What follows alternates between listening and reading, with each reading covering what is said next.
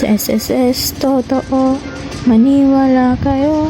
Totoong balita to, magtiwala kayo. Tapat na dokumentaryo, pang radyo. Impormasyon, totoo, yan ay nandito. Magandang hapon sa inyong lahat. Mula sa balwagang pambalita ng SSS o Skidi Sigma Station. Narito ang inyong pinakatitiwalang broadcaster na sina Louie Alpici at Alexander Cadabas. Magandang hapon po sa inyong lahat. Ako ang inyong pinagkakatiwalaang broadcaster, Chloe Alfeche. At narito na naman po tayo sa ating paboritong programang Boses ng Masa. Partner, napapansin mo ba nakakaiba ang klima ngayon? Grabe ang init. Oo nga partner, ang tindi ng init. Naku, sabi nga ng Pag-asa, mas iinit pa raw sa mga susunod na linggo. Kakaiba talaga, partner. Isipin mo, summer nga ngayon pero sobra naman ang init.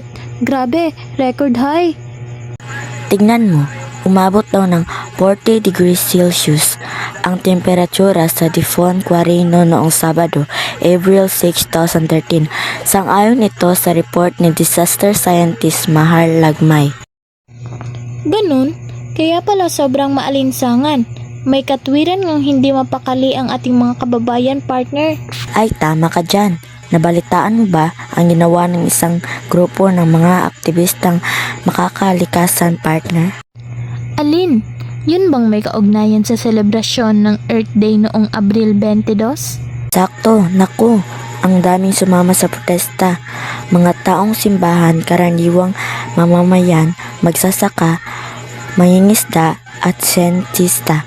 Galing sila sa Kamaynilaan sa gitna ng Timog Luzon. Ay, nako, palagay ko, tama lang ang ginawa nila para mag-isip-isip din ang mga opisyalis ng gobyerno. Marami silang isyong hinatikos, partner, tulad ng pagbabalik ng Bataan Nuclear Power Plant, ilegal na pagmimina at pagtutroso, pati na ang pagtatago ng mga higanting dam at mga tambakan ng basura. Oo nga, ang totoo naman, lahat tayo makikinabang kung lahat magmalasakit sa kalikasan. Huwag na ring basta payagan ang pagmimina at pagtutroso. Hindi ba, partner? Tama, partner. Dapat talaga magkaisa ang sambayanan. Kumilos tayo kasi hindi biro ang pangdaigdigang banta ng pagbabago ng klima. Agree ako dyan, partner. Bawat isa sa atin ay may maitutulong sa sarili nating paraan at lakas. Huwag natin laging iasa sa iba o maging sa gobyerno. Tayo mismo ang dapat kumilos.